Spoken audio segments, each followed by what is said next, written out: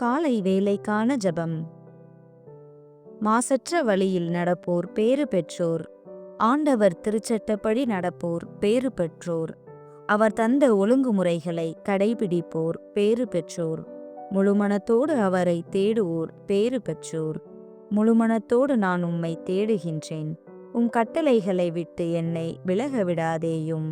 உமக்கெதிராய் நான் பாவம் செய்யாதவாறு உமது வாக்கை என் இதயத்தில் இருத்தியுள்ளேன். உம் அடியானுக்கு நன்மை செய்யும். அப்பொழுது நான் உம் சொற்களை கடைபிடித்து வாழ்வேன். உம் திருச்சட்டத்தில் வியப்பானவற்றை நான் கண்டுணருமாறு என் கண்களை திறந்தருளும். திருப்பாடல் அதிகாரம் 119.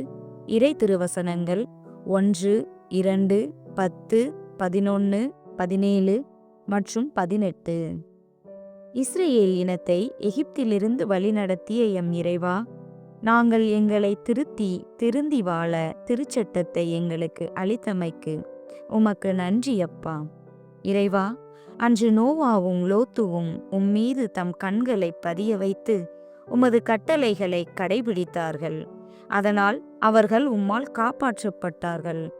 ஆனால் லோத்துவின் மனைவி திரும்பி பார்த்ததன் மூலம் இவ்வுலகின் மீது பற்று கொண்டவராய் வாழ்ந்ததால் உப்பு தூணானார். எப்போது உமது அன்பு கட்டளைகளை கடைபிடிக்கவில்லையோ அப்போது மனிதருக்கு அழிவு ஆரம்பமாகிறது என்பதை நாங்கள் அறிகிறோம். ஏனெனில் திரும்பி பார்ப்பவர் எவரும் இறையாட்சிக்கு உட்பட தகுதியற்றவர் ஆவார். எனவே இறைவா, உமது திருச்சட்டத்திலிருந்து நாங்கள் என்றும் விலகாதிருக்க அருள் புரிவீராக. போதனையில் நிலைத்திருப்போரிடமே தந்தையே, நீரும் உம் திருமகன் இயேசு கிறிஸ்துவும் நிலைத்து இருக்கிறீர்கள். மீட்பின் தேவனே, இன்றைய தினம் மருத்துவ பணி செய்து மரித்த மருத்துவர்கள் செவிலியர்களின் ஆன்ம இளைப்பாற்றிற்காக வேண்டுகிறோம். இறைவா, உமது பெயரால் இந்த நாளை துவக்குகிறோம்.